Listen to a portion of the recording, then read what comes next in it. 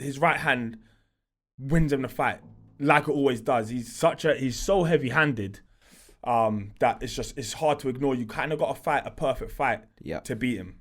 But if you're Savannah, you still want a blitzer. You want a stoppage. You want to look good, and then you want to peer out of the ring and give a few words to Claressa Shields. Talk some smack. That is, in my opinion, she is the hardest hitting female in history. Like the stats are going to back it up, and I'm going Sav probably mid rounds. At number 8, you've got David Avanesian for the European title. That would be a insane fight. Can you imagine doing that in Albania? 2 Europeans out there. That's crazy. This episode is brought to you by Boxing Boys. Boxing Boys is a 3D animated NFT collection made up of 5,005 unique boxing characters, combining the real world of boxing with the digital revolution through a play-to-earn game. Each boxing boy has its own unique skill set, and upon collection becomes a playable character. Money Mace, fight week again. Fight week just gone. Yep, busy. It was a busy weekend. Yep. Richard Riapor beats my friend Dion Jumah. Yeah. I'll be honest, from the jump, I'll say it. That was the first fight week that I haven't enjoyed. Purely because of my professional and emotional attachment to both fighters. I didn't enjoy the fight. It was a good fight. But for me, I didn't. Everyone else enjoyed it. Yeah. For me, I was sitting there and I was just like, why am I here? And why is this happening? Yeah, how was that for you sitting on that? It wasn't good. It wasn't great. I didn't love it because I found it difficult to... Now that it's over, I can speak. Yeah. But I found it difficult to pick a position. I couldn't find a position in terms of my stance. I tried my hardest to just do nothing. But obviously, emotionally, it's different. And yeah, of course. All I actually wanted was for it to finish by a decision. Right. That's all I wanted, if I'm totally honest. Yeah, that would have been the saving grace for you, I guess. Yeah, and to be fair, it was a situation where I was in a bit of a lose-lose anyway, because Richard wins. It's great for the business, great for boxer, great for him, great for everything. But there's still a sad part of me. But Dion wins. It's great for Dion. All of that. Yeah. But it's still bad for me in a way. Do you know what I'm saying? So I'm just glad it's over. For Richard, me, go on. I thought Richard looked good in the sense that he never lost his composure, and the right hand we've been talking about got him out of not trouble, but as in his right hand wins him the fight, like it always does. He's so heavy-handed that it's hard to ignore. You kind of got to fight a perfect fight to beat him. Yeah, it's that get out of jail free card. Not that he was in jail at all or in any danger as such. I mean, look, Dion was winning some of those rounds or edging it. Yep. It was definitely awkward. competitive. It was definitely competitive. Like I wasn't scoring it because I couldn't concentrate. So I have no idea what that fight looked like to the outside world. I was just watching it round by round. But there were rounds where obviously Richard didn't do as much in terms of landing shots, but the shots he landed meant something. Yeah. I think what stood out at the start was, look, Richard, I think it wasn't the most electric pace at the start. He sort of took a few rounds to get going. I think that was sort of just getting used to the low rangey southpaw that Dion is. And I think once he sort of got that, he always stays cool, calm and collected, and he doesn't really seem to get too thrown off his game plan. And by the 4th round, he seemed to throw that big overhand right, basically the same shot that he threw against that Twardowski. And that's the thing, if you can't get greedy. As soon as you get greedy against Richard, because he'll wing the right hand. Just like a whipping right hand that comes over the top. It's like a straight hook. It's almost a response shot. It's like a trigger. And it was there for him earlier as well, if I'm totally honest, because Dion would shoot the left hand to the body and sometimes wouldn't roll after it. So he might stay in the pocket almost being a bit too brave. I'm not sure if it was something that Richard saw and decided, all right, cool, at some point I'm going to pull the trigger on it, or whether it's just an instinctive shot that he throws sometimes. But it landed, it worked. It's probably a bit of both. I think with Angel Fernandez in the corner and stuff, they're trying to get their fighters to remain composed, not throw anything unnecessary, wait for the right time. You can always get it in the later round, sort of just break down the opponent. And it was warming up into a good fight. It started to get, pretty competitive, and then Richard obviously gets the landing shot that in the 8th round to the body. Yes. I first thought that he broke a rib. The way I saw Dion sort of double up and hit the ground and try and get up, and I thought he maybe broke a rib, but it was straight down the solar plex. Right. But as in, like, if you breathe out, even if you tap there, as you're trying to breathe out, just tap it. You'll feel there's like a tenderness, and obviously Richard just caught him at the right time. At the perfect. Like I'm talking, you've probably got like 0.2 seconds where that can land and have that effect, and it's just it's temporary paralysis. Once that shot lands, you'll do well to beat a 60 count, let alone a 10 count. Like it's like it just shuts down everything. It's crazy. Yeah, it was impressive to see. As you said, he's always got that power in the right hand. He seems to have it in both hands. But yeah, that right hand is definitely one of the most dangerous in the cruiserweight division. It is. No, I don't think it's one of. I think that's the most dangerous shot. And the thing is, obviously, in my DMs before the fight, I'm speaking to a bunch of boxers, and everyone's basically saying, bro, like heavyweights I'm speaking to that have sparred Richard. They're saying, bro, he has made man see stars several times. Like, as in, he is a big puncher. Like, this is nothing new. Like, I think he is the biggest puncher in the cruiserweight division. He's being tidied up. That's a good win. I said it from before the fight. You beat Dion, you've done well, because he's awkward. He's all the things that you don't like. You got to be patient. You got to be willing to let a few rounds slide, and you got to find something eventually. He's pretty much completed the cruiserweight division now, hasn't he? Obviously, you got Mikel and Vidal knocking about, but they're boxer fighters, so they're not gonna they're sort of not in the firing line. But I don't think there's anyone really knocking about at the top of the cruiserweight division that is going to be a problem. He's done everyone now. In my opinion, apart from Okoli is obviously there. Yeah, and you've got Chamberlain there, but I think him and Chamberlain are friends. Not that you don't fight your friends. But I don't think that fight. I think especially now he's got 5 out of 5 domestically at the top of the level. I think he's going to be looking past Chamberlain. You got to be.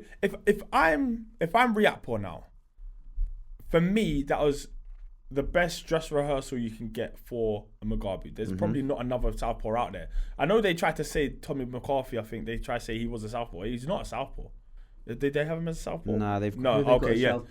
No, yeah. It's only as in. So you fought the kind of awkward-ish southpaw. Yeah.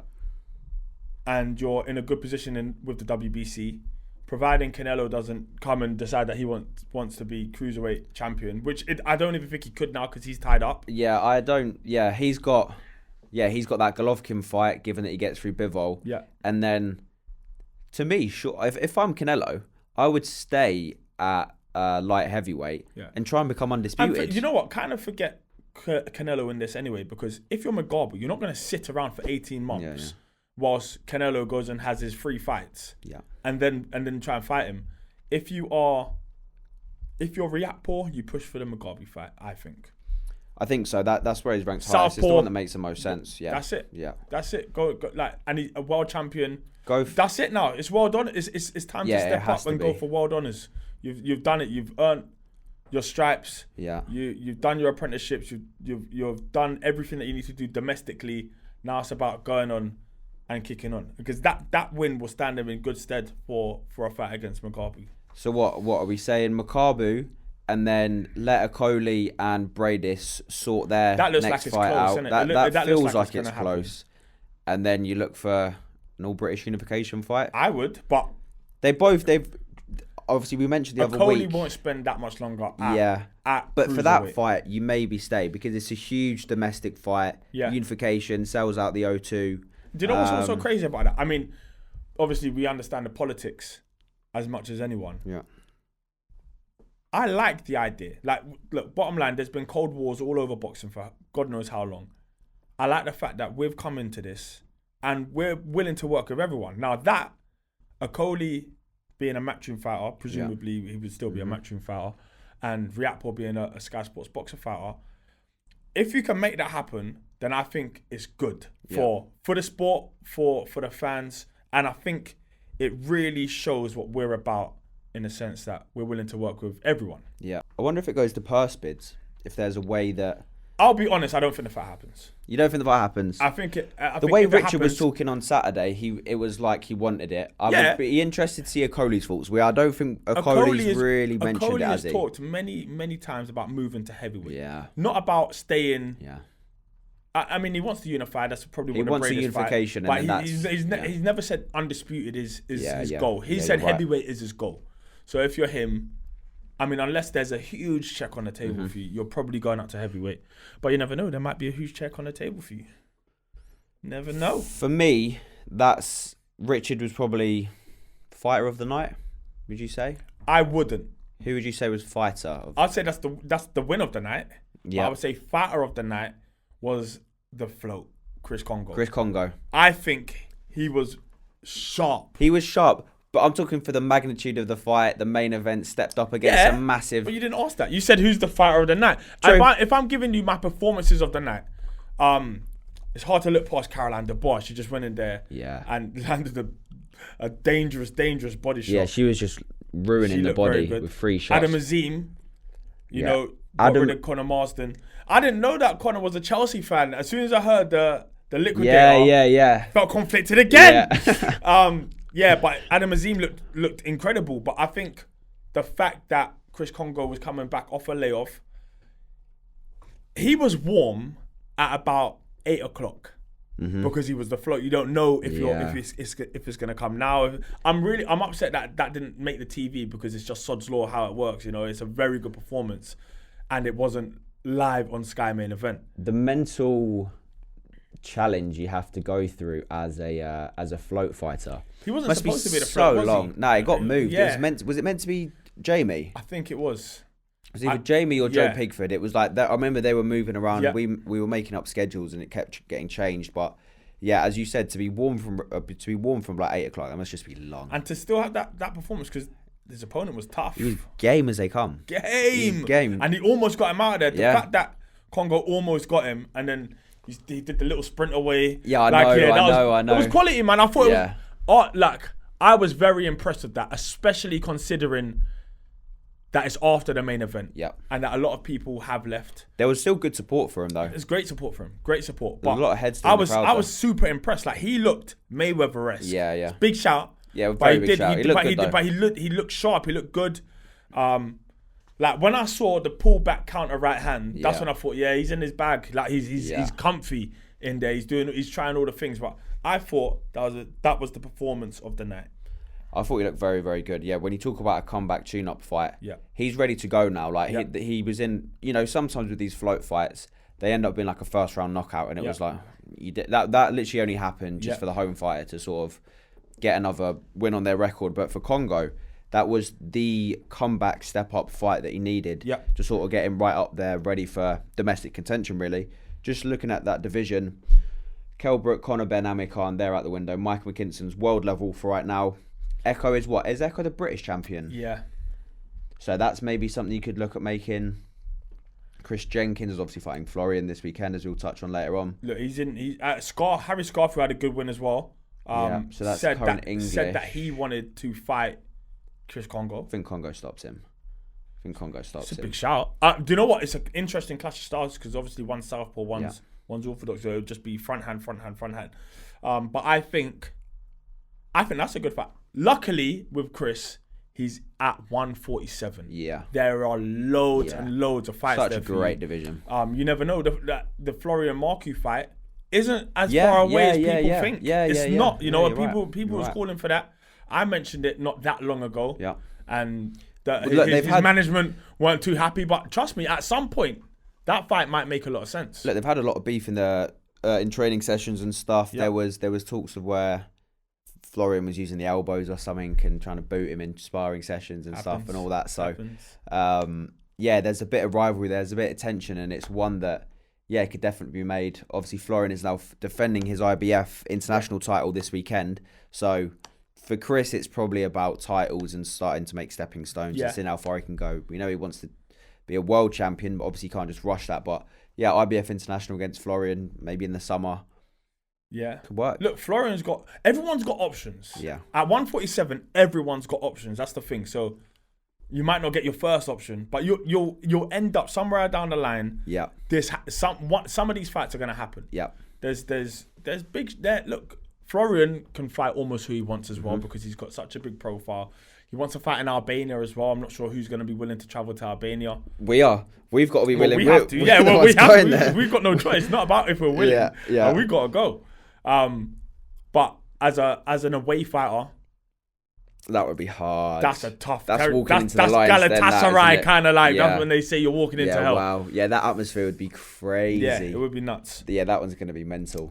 So look, there's options for all of them. Yeah. But I think it's important as well to not rush them because we've got a few of them. Yeah. And they are on collision courses, but sometimes you got to let things marinate just that little bit longer. Yeah. By the time it happens, I mean, that might not happen until 2024, but by the time it happens, if there's 2 years of going back and forth and stuff like that, it makes for a bigger fight. How old is Chris? Chris is 29, so he's still got quite a few years left in the tank. I think Florian will be around the same, 29, 20 years, something like that. Yeah, I think he's something like that.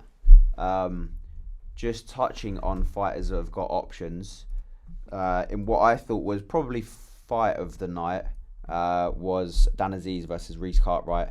Dan Azeez obviously got the job done. We know how tough Rhys Cartwright is. I think he took Shakan Pitters late. Yeah. Someone that's game, not at his natural weight of 175? Yeah. So fair play to Rhys, but yeah, I think Dan Azeez went in, got the job done. Considering he's had the majority of his, he did the same. 29, the same age, 29. Considering he's had the majority of his career at middleweight and super middleweight, to step in there against a heavy-handed, very strong light heavyweight.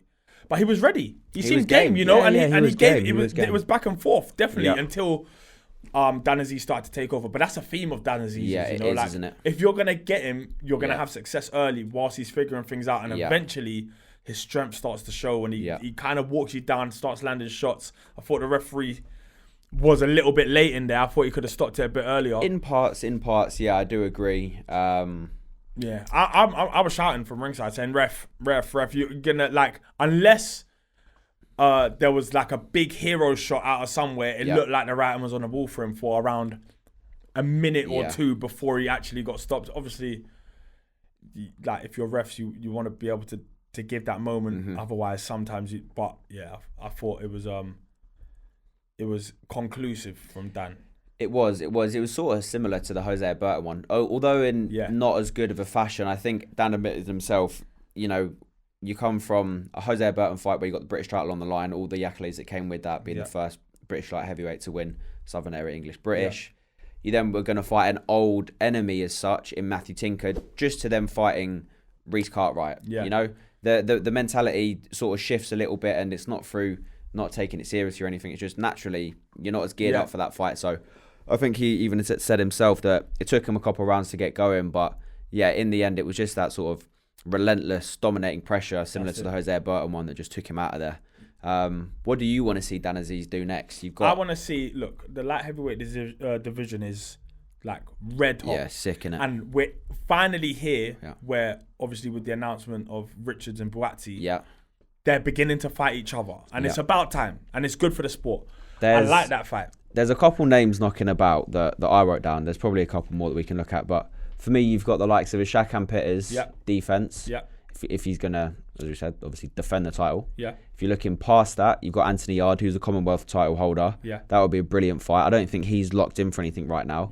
And then you've got the winner of Buatsi Richards. I think you've got the loser of that as well. See, Dan said that as well, but like, surely you would just naturally look at the winner. I don't think at this stage it matters. So, for example, the winner might be looking up, rather than sideways or what's considered a step back. The winner is going straight after world titles. With the loser, he kind of has to. I feel like you can get more joy out of. You'll have a better chance fighting the loser, not as in physically you'll have a better chance, as in you'll actually have a bigger chance of fighting the loser than fighting the winner. It's a more realistic fight to make, isn't it? Actually, and I think, look, anyone can win that fight. Anyone can win that fight. So I don't think there's any shame in fighting either of them. And then you've got Callum Johnson. look, I like any of those fights, and I think Dan likes all of those fights. So it's just about putting him in the ring with all of them. Dan, we know, is a throwback fighter, innit? He is game to fight literally anyone on that list. Yeah. So Ben and John have got an easy job, but a hard job in terms of making the right fight for him. Yeah. Callum Johnson is due to be fighting Joe Smith Jr., isn't he? I believe. Yeah. For a world title fight. We're forgetting who else is up there. Lyndon Arthur's knocking about. No one's really mentioned yet, but you will. Go on. Callum Smith. Yeah. Because he will be a light heavyweight. He won't be back there. Has he debuted yet? I don't think he's fought as a light heavy yet. Oh, yeah. 175. Was it? Lenin Castillo. Was that a 175? Cool. Yeah. So he has fought. He's fought at... wait, I swear that's the AJ card. Yes. Yeah, and he got a scary knockout. Yeah, he got a scary knockout where the legs seized up and all of that. Yeah. So, yeah, maybe him. I mean, that's just a division. That's just a name in itself, though, isn't it? Obviously, he was number one super middleweight in the world. That's a tough fight. I mean, if you're looking at the division, light heavyweight rankings, obviously, I know Liam's not there at the moment, but Liam probably goes in. Liam. Top 3. Liam who? Smith. Callum Smith. Callum Smith, sorry. Yeah. Probably goes in. Oh, he is. Well, he's in there. Well, this is where BoxRec sort of gets a bit. This is it's all done on the point system. Like he's 204 points to 29 points.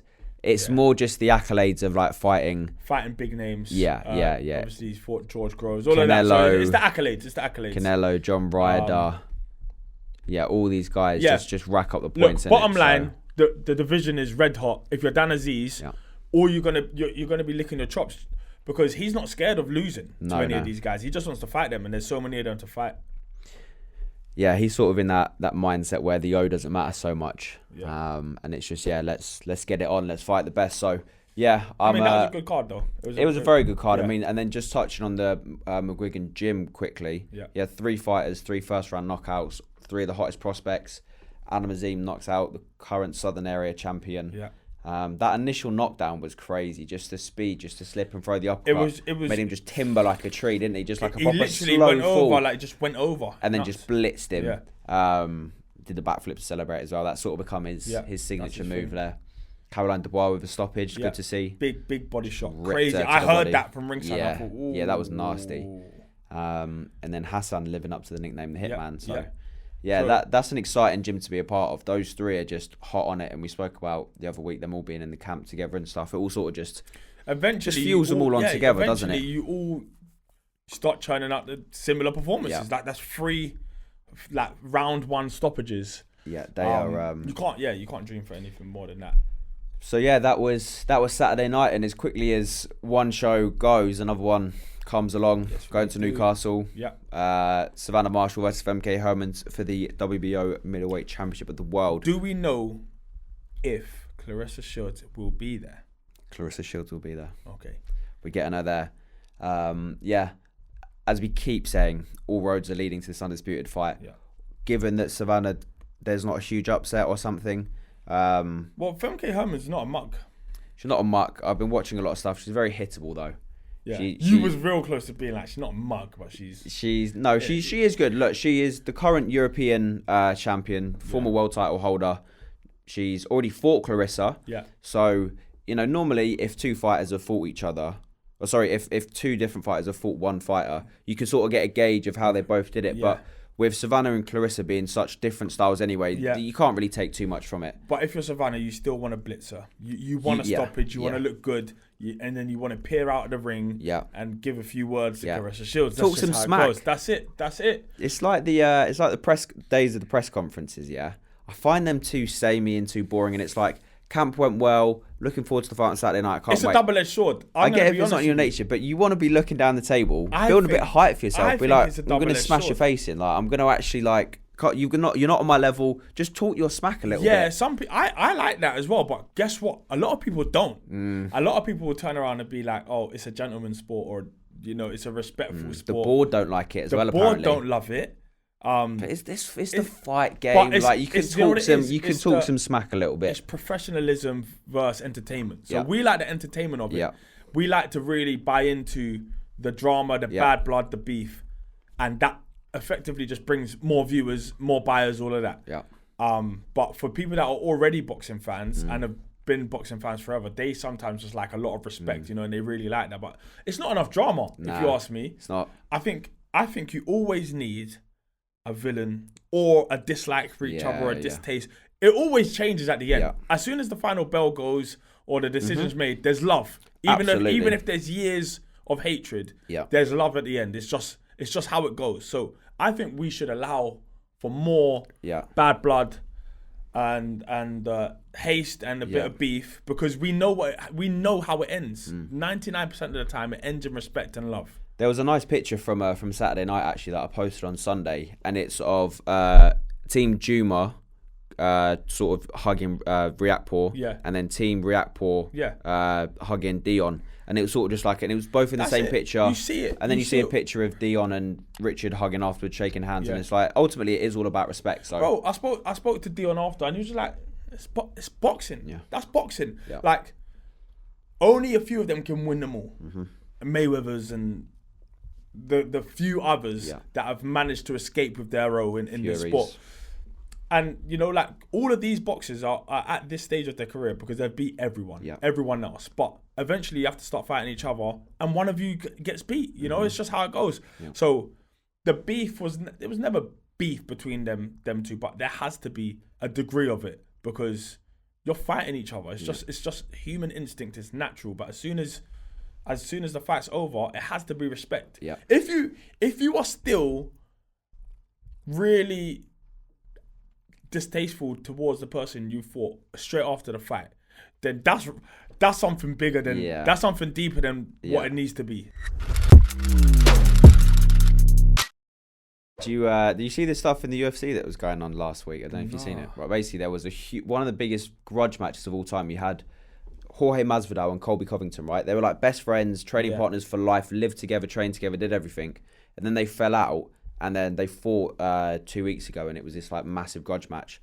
And then after the fight, at an after party, one of the guys smacked the other guy, come up from behind and smacked him at the after party, like after the fight and everything. So they had another fight at the after party? That's sick. Who won that one?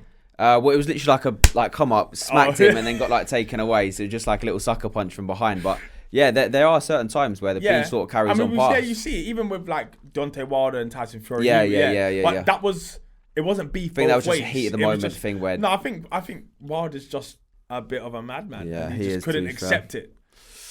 But it happens. Yeah.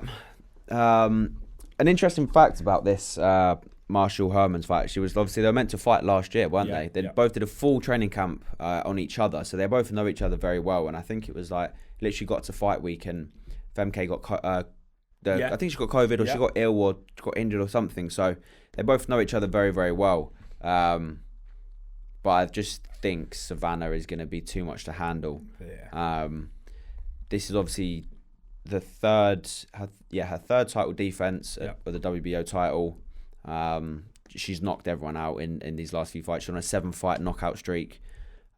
She's just getting more and more efficient with the knockouts as well. She's gone like when she beat Lolita.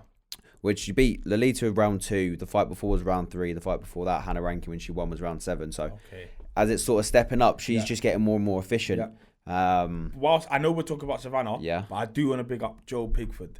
Oh yeah, because he got another knockout. Oh that he's just got scary power. Yeah. He's just got scary power. That's out 18 knockouts out of 19. Yeah, people are gonna have to start paying attention.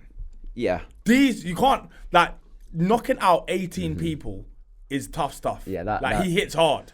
That knockout was ridiculous. Yeah. You just see the gum shield just go flying out and just slammed him against the ropes. He hits hard. Yeah, I don't know what's next for him really.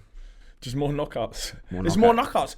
The thing is, you get the same thing. Sorry, I know I'm going off on a tangent here, but you get the same thing with Richard, essentially, where in a sport where you can only punch, if you can punch hard, you're at a very big advantage, you know, because you've got a get out of jail card. Now, Pigford doesn't have to be the tidiest, smoothest fighter, because as soon as people feel his power, they usually get on their bike. I noticed it as soon as he landed one of the shots. The guy got on his bike and just was more interested in not receiving another one of those. And then Pickford started to smother his own work and get a little bit untidy and all of that. He found a knockout in the end. But once people feel that power, the ambition kind of goes out of them for a lot of them. It's when it gets harder. It's like when we spoke about Adam Azeez and Hassan Azeez and stuff. Like when these fighters come and just end up covering up, it's very hard to get the stoppage. Yeah. And then you see when the gap is there, these guys know how to take their moment. That's it. But you see Adams was just ridiculous. It was like within 10 seconds he knocked him down. It was pretty much like the first combination that Conor Marsden threw. Just countered it through the uppercut and just made him... beautiful little... It was like a screw shot. It was like a half it was nice. It was actually so nice. I was in the gym earlier trying to like counteract that. You have to... The core has to go both ways. It's crazy. Yeah, they're special talents. Just talking about, fighters that are either hard punchers or brilliant boxers and that's their way of winning. Savannah Marshall has both down to a T, really. Yeah. She's such a fluid, pure boxer, but she's just a massive puncher as well. How do you beat her? You don't. How do you actually beat her? You usually don't. I mean, she can do both brilliantly. Like she can punch and she can box and she's a big figure. The only way you'd be able to beat her is genuinely, in my opinion, to fight the perfect fight. Yeah. And Clarissa could do that. That's what I was going to say. The only person who could do it is Clarissa, the one with, who people say that Clarissa's got more pop than she's given credit for as well. She might not stop them, but she has enough to stop people just walking her down. So that'll be interesting to see how, like all of them can punch when it's all said and done. Like you give any of them a free shot, the chances are you're going. But you have to be technically perfect. And you have to be relaxed as well because you start tensing up against Savannah because you know how much power she's got. You're in for a long night. It's hard because she's so tall and rangy as well. It's like she's got literally a bit of everything because with Clarissa, you'd say, right, you want to try beat her to the punch, get in and out before Savannah's even got herself set, You want to just be rapid. You want to just try outbox her. But when Savannah's the bigger girl already and she's the one that's rangy and has got such good distance control... and can counter you, and can box on the inside, and can slip and can move, can use both hands. It's just like... It's nuts. But Clarissa will have to be super evasive, like loads of head movement, which she has naturally. And she'll have to... If you're her, you'll have to stab to the belly over and over again and hope that right hand isn't going to try and chop you down on top. So it's fascinating. That's why it's a clash of styles, and it's just about who gets their fight. Yeah. I watched Savannah Marshall versus Lolita Mazea this morning, actually, just to recap it, really. And Lolita brought the smoke to her. Yeah. Lolita come firing, Savannah just stays very cool, calm and collected. She knows what she's doing. She sort of rides the punches well, lets her punches off. And then after a while, if you are in too close to range that Savannah can just land unwillingly, you just get broken down. Yeah. It looked like it was... the final 2 rounds versus like the second round when Lolita she got stopped. Came and she emptied the tank. I think she just thought like... She emptied the tank. She was like, I'm on you. Let's see if I can break your heart. And then the last thing you want to be in front of Savannah Marshall is fatigued. And tired. And a little bit sloppy. And like... that's the last thing you want because she'll just stay relaxed. Yeah, she's so accurate. Remember, what's out of range for you isn't necessarily out of range for her. Nah. She can still get you. So this, it's fascinating. Yeah, it's crazy. 2 of the opponents that she's got. Savannah has 11 fights and 9 knockouts. Yeah. So 2 haven't gone the distance. Sorry, 2 have gone the distance. Yeah. But the 2 that have gone the distance, both fighters have actually never been stopped themselves. Yeah. So it shows that anyone that is somewhat punch resistant or not got punch resistance can be getting taken out of there pretty 100%. Easily. There's a woman, I just did some research on like the biggest punchers in female boxing history to see sort of where Savannah really does rank. Yeah. And there's a female fighter called Ann Wolfe, right? Yeah. So she used to train she's from the US, isn't it? She trained Kirkland as well. Right. Yeah. Did she? Yeah. So she had 16 stoppages from 26 fights, right? Yeah. So that's a 61.54% knockout rate. Yeah. She's regarded as the heaviest punching female of all time. 61%. She's on smoke as well. Like she's on smoke. Yeah, I watched some of her stuff. Yeah. She's crazy. But Savannah already has an 81% knockout rate. Yeah. So really, like she is, in my opinion, she is the hardest hitting female in history. Like the stats are going to back it up. And look, the better fighters that you end up fighting, the chances of a KO generally they get lower and lower. So don't be surprised if it doesn't stay like that. But Savannah's got a good record. For only 11 fights, Savannah's got a very good record. But the thing is, she's made this climb so quickly that she'll now, if she beats Claressa Shields, she will struggle for dance partners better than Claressa Shields, if that makes sense. So it's going to be interesting to see how that develops. But she is, in my opinion, the hardest hitting female because 9 stoppages out of 11 wins. It's not normal. Yeah, it's not. It's just it means you're heavy-handed. Yeah, and she's obviously made for the big stage. I actually didn't clock until recently, but she made her debut on the McGuigan Mayweather undercard. Mayweather turned her pro, and then she made her debut on that card. So you don't really get that. That's a big stage. So ever since then, that was only 2017. So as you said, she's been racing through the game. But it's going to be an interesting fight. If I'm making a prediction, I think I'm going Sav probably mid rounds. Yeah, mid rounds. I'm gonna go because Femke. I'm gonna go 4-6. Yeah, I think I can't see Femke being able to take the power for too long. I think it depends on how quickly Savannah gets in the rhythm and then tries to put her foot down. Yeah, look, Femke's a good fighter. You know, she's former world title holder, current European champion. She's beat some good girls and been in there with some good girls. She's well experienced, but she's just a bit too hittable for my liking. She fluctuates up and down in weight as well. So I think against a naturally way bigger girl in Savannah, I just think Savannah's going to blitz her. She's coming with a point to prove as well, Savannah. So with Claressa ringside, that's going to fuel her on. But that's that fight. Co-main event: Florian Markey versus Chris Jenkins. Now confirmed for Florian's IBF International Welterweight title. So a lot on the line for that. What do you make of that fight? I like that fight. I thought Chris Jenkins was efficient against Julius Ndongo. I thought it was good. Florian Marku is always... Do you know what's crazy about Marku? Marku's obviously now in the Steel City gym. Mm-hmm. And it looks like he's going to be even sharper. You see the type of fighters they churn out. Sonny Edwards, it's almost pure boxers. So I'm interested to see if that helps Florian, because Florian can pop, but he gets bored in fights. He does. It almost seems like he wants to play with you, and he almost likes it sometimes if you have a bit of success against him, because you'll be like, all right, cool. Like, he sort of needs a punch to wake up a little bit. I'm not sure if this is the fight that's going to push him to his absolute limit, but it's a good fight nonetheless. I think the styles will be nice and good because Florian stays there. And he kind of walks you down, makes you have a fight, and then when he throws punches, it's punches and bunches, and I'm gonna make a prediction that is fight of the night. Yeah, that has got all the makings for a fight of the night. I think I'm excited to see Florian under Grant Smith.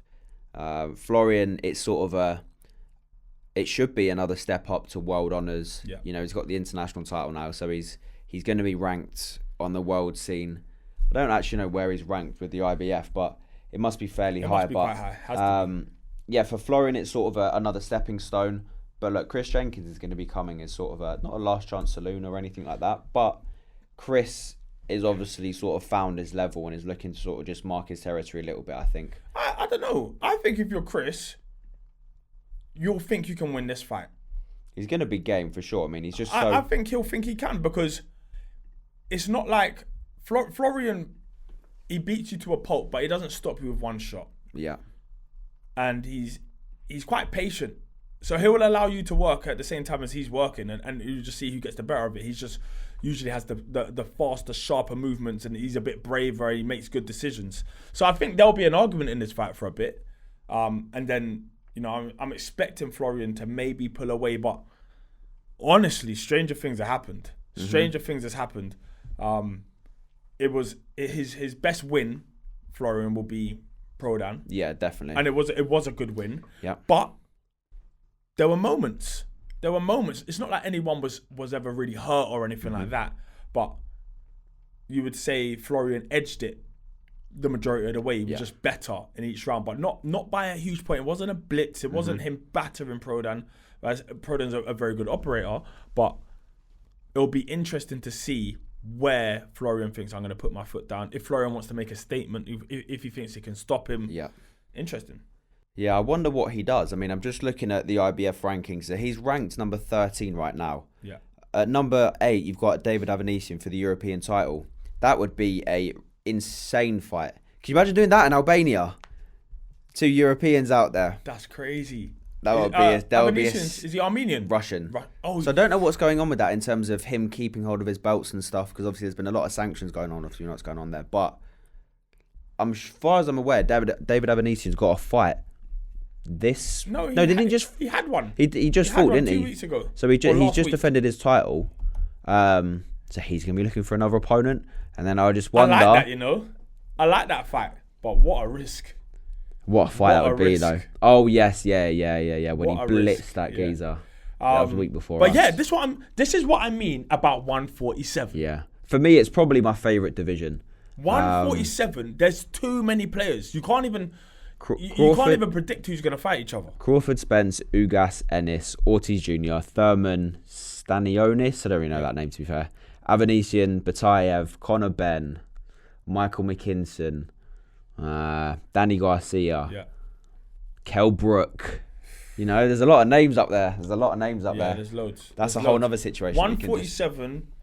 You don't ever really have to worry about that division because there's just so many fights. You just got to hope that a live fighter fights a live fighter. That's it. Yeah. It doesn't really matter about the...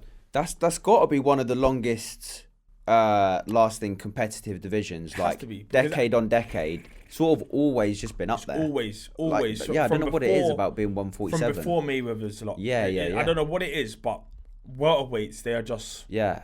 There's always... And maybe it's because...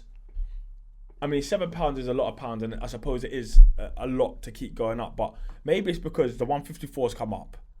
The 154s don't mind coming down to it, and the 140s always look to go to 147. Yeah, they just know it's just like one of those the gold ribbon division. Well, really, the money sits at, I don't even know what you'd call them, but like. Not the super or the not the official. I don't even know what that's called. As in the original when there was the 8 divisions rather than the 50. Your lightweight, your welterweight, your middleweight, super middleweight is actually hot, to be fair. But traditionally, lightweight is better than super lightweight. Yeah. Welterweight is better than super welterweight, and vice versa. And they always stay there. Those core divisions always seem to be where the money's at. 130, 135 for 135, lightweight, 147. Yeah. 160, 175. Yeah. Cruiserweight gets left in a lurch. And you got heavyweight, it's always those core divisions. But welterweight's always sort of been in and around the talking points for any of the best fights, really. That is the co-main event. You got a prediction for that fight? Well, you said fight of the night, didn't you? Well, I expect it to be exciting. If I had to put my house on somebody winning, I'd lean towards Florian. Yeah. But I wouldn't be surprised if I lost my money. I'm gonna go Marku late stoppage. That's what I'll. That's bold. That's bold. We'll come back to this. I always try and sit slightly more on the fence. Nah. We got to rep the fighters. Jenkins is. I mean, like Jenkins. He's kind of. He's a good. Yeah, kind of. He's been on our last card. Florian's side. Florian's side. You got to back the boy. But that I do agree. That should be a really, really good fight with that added needle with the title being on the line, rather, I should say. So I'm here trying to sell the fight. I'm like, I'm not sure. Look, I'm seeing a good fight. You're just here saying, foregone conclusion. Look, I'm just trying to back the boy. Nah. I love Florian. I expect Florian to win. But I do think it's a tougher fight than people will probably give it credit for until they're in the ring. It's been well received in the boxing world. Look, Chris is coming off arguably a career high win. Yeah. Julius Dongo is definitely the most well experienced and most respectable name on his record. So he's going to be riding that high. He's going to be coming to bring it. This is his chance to steal the show. So I've no doubt it's going to be a competitive fight. I'm backing Florian. Cool. Chief support to that. Brad Ray is back out. The Stingray. He's looked good every single time. He has. Every time he's been out. A little bit of a diamond in the dirt. Mm-hmm. People are going to really start perking up listening to him and paying attention soon. Yeah. And I expect him to win in similar fashion. Yeah. Against. Do you want to give that name a go? Dafaluma. Where's it? Namibia. Yeah. I've never heard of him before. I know we're not supposed to stereotype, but I expect that man to be tough. Oh yeah, that's the realness of it. I guarantee I know who the manager is, and it's that guy. I've just learned he's obviously like the UK representative for African fighters. Yeah. I just see him at every single show. And there's there was a. So for example, the same fighter that fought against Jamie Takivi, right? He looks after a lot of the Spanish or the South American. Oh yes, yeah. I know who you're talking about. They Tasha's opponents, guy. But yeah, Brad is back out. He's fresh off a round 1 KO. Look, I think on Sky Sports, you can only grow and grow and grow when you keep getting very, very impressive first round knockouts. For me, Brad is a massive rising star. He's only 23, 24. Very tall for middleweight, sort of that. I wrote it down there, sort of Tommy Hearns-esque. Long, rangy punches, whips it to the body. What, though? He doesn't really fight long. It's weird because he fights close. He likes to tear up close range. I see. He sits down. Yeah. He sits down. So as in, if he fought really long, he would be even more horrible to fight. He's horrible to fight now because he would sit down with you and then just start punching holes in you. But if he started saying, do you know what? Let me use my length to my advantage more as well. Whew. Yeah, for me, it's when he sits there and he whips them long, low-ranging body shots. Yeah. You just see the levers in action. He goes to the body well. He's a sharpshooter to the head. He's strong. He's a big puncher. That Craig McCarthy it was meant to be a competitive fight. Yeah. Undefeated southpaw, taller than him, stronger than him, and Brad just blitzed through him. Yeah. I'm excited to see him back out in action. Brad, thanks for joining us. Talk, man. Let's talk. It's fight week again for you. You're probably one of our busiest fighters at the moment. Yeah, I'm lucky. I'm lucky that boxers are keeping me active, which is what I want. I'd box every week if they let me, if they had shows to put me on. But yeah, obviously I had that good win on the Carnbrook undercard and only went around, and they had a really good camp for that. So afterwards, I just kind of dropped the feelers into my manager Steve and to Ben on the night, saying, "Look, I'm ready to go again. I had 3 days off, I think, and I was straight back in the gym. So, it's just momentum, keeping the momentum going and building, and I'm looking forward to it, feeling good." What do you know about your opponent? I know he's coming from overseas and he's a bit of an unknown quantity, but do you know anything about him? Yeah, so we found bits. Like you say, there's not much out there about him, and that is dangerous. You've seen it happen a lot with British fighters when these unknown fighters come. Not much footage on them, and you don't really know what to expect. He's been over here before and had a good win. So I'm sure he'll be looking at doing the same, but it's my job to make sure he doesn't. You're in one of the hottest divisions, and you're busy, but you're young at the same time. It's mad because you're scoring, first round knockouts on the Carnbrook undercard, but then it's almost time to slow yourself down because you've got such a long journey ahead of you. How do you keep yourself at certain levels and make sure you're not, essentially running before you walk? Yeah, definitely. It'd be very easy to kind of get ahead of ourselves right now. And, me and my team have sat down and we've talked about this. And, we've got to the position where we're in now by, picking the right fights at the right time and taking the step ups when we were ready and not on anyone else's terms. And, we're going to continue to do that. But I think I'm in touching distance now. I don't think I'm far away from getting in some big fights. This is my first 10-rounder on Saturday night. So, against a seasoned pro who's done the 10 and done the 12 rounds multiple times, title fights, and hopefully I'm going to get a few rounds under my belt, and that'll put me in a good position then to start looking at titles. My main goal for this year really is that English title. Whoever's got that English title, I want that this year. I know it's hard to look beyond it, but is there anyone you're keeping your eye on at the top of the division and think that your style or you could match up against and it would favour you? So many good fights. There's so many good fights. Like you say, the middleweight division domestically is absolutely stacked. You know, you've kind of got different brackets of fighters who are at different stages, but, you know, all the brackets is always exciting fights.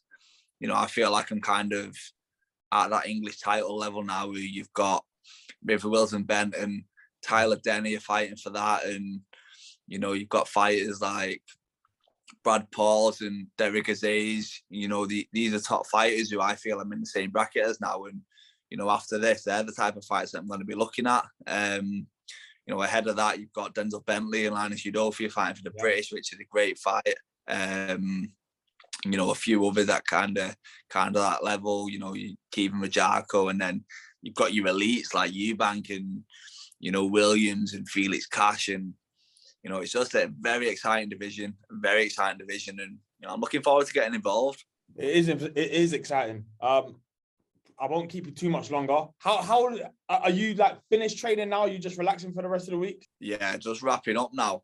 Just ticking over, really. We've got the public workout tomorrow, so I'm up to Newcastle first thing tomorrow morning, and then, you know, just relax and enjoy fight week. You know, I'm being kept busy. We've got the workout, the press conference, and the weigh-in, so keep myself occupied and just chill out. Last little bit of weight, and then, you know, it's go time. There you go. I'm coming up tomorrow morning as well, so I'll see you in fight week. Brad, it's been an honour. I'll see you in a couple of days. Top man. I'll see you tomorrow. Nice one, lads.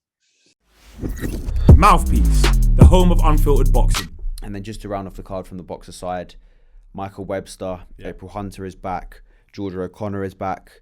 April obviously drew, or no, she lose, or did she draw to Kirsty Ravington? She lost, yeah. She lost. That was a tight fight. Could have gone either way. Yeah.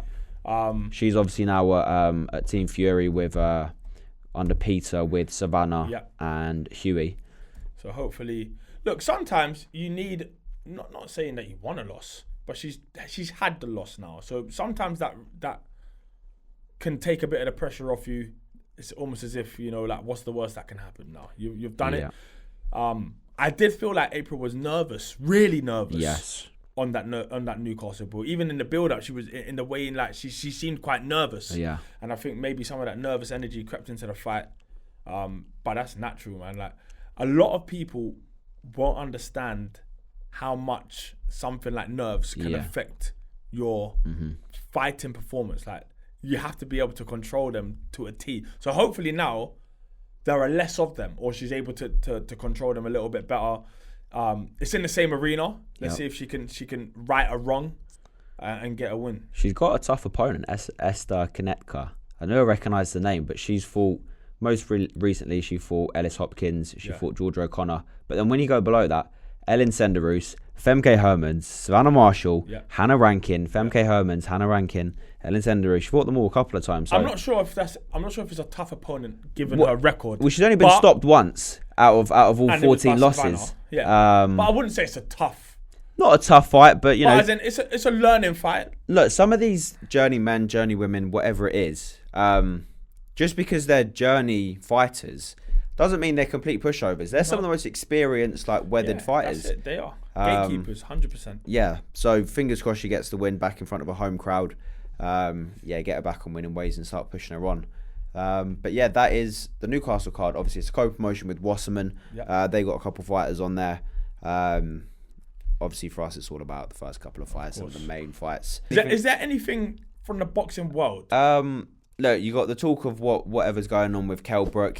Ben's made an offer to Danny Garcia. Yeah. AJ Usyk's back on, allegedly. I wonder if that gets delayed a little bit, though. What are we now?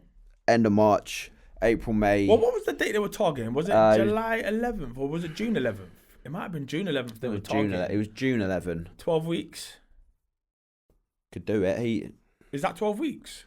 What are we at? March? I think it's 10 all weeks. All of April, all of May. Yeah, about 10 weeks. So maybe he wants a little bit longer. Maybe gets pushed. But Usyk's probably someone that lives a life as well. I'll be real. 12-week camps are old school. And I'm not sure if people still do 12. But 10 for heavyweights seems enough to me. It's not like you're spending 4 of those weeks getting weight off. Yeah. So 10 weeks, you never know. It could actually make the June 11th reported date. Yeah. But we also know that all the reported dates, especially for AJ fights, because there's so many moving parts to them, and then we don't even know the destination, mate. Well, they're talking. I was going to say, hopefully we're there and involved, but it's looking like it's in the Middle East, isn't it? Supposedly. Sometimes you follow the money. Sometimes you have to. Look, there's so many. If it is, it's so difficult. If it is, I'll be there. You know, if I've done it the is, Middle East before. If it is, I hope we are there. Surely we can get. We'll get pattern tickets. Of course. Yeah. No, but I mean, even working. Like, I wonder which it will be. Because I don't. I'll make a phone call. We'll figure it out. We'll get there. I'll be honest though, there's not that much to do in Saudi. Like we actually just might have to go on a Friday, leave on a Sunday. Yeah. To be fair, last time when AJ beat Rhys, everyone left the same night. Same night? Yeah, everyone. I'm talking everyone. I'm talking even Eddie Hearn. Wow. Everyone at the airport at 1 a.m. No after party. No after Oh party. yeah, no, of course not. No way. No. After banquet. Yeah. After banquet only. That's it. But it's a fascinating place. It's a good place. I'm interested to see where that happens. I thought they would try and have that on UK soil. I thought they were going to do Tottenham, but I'm literally hearing as of, I think it was yesterday or the day before, that Middle East is looking likely Saudi. Look, he's got a good history of rematches there. Yeah. 1 out of 1. 1 out of 1 so far. So, yeah, let's see what happens. But yeah, I'm very, very excited for that fight. I can't wait for that when it does happen. It's going to be a massive one. But yeah, is there anything else you want to add? No. I think that's it, really. Yeah, that's it. I think that's it. All right, cool. This episode has been brought to you by Boxing Boys NFT. We will see you next week. Like, comment, subscribe, do all the stuff that you know you should be doing, and stay locked in because we're going to be dropping exclusive news on this podcast every week. Mouthpiece, the home of unfiltered boxing.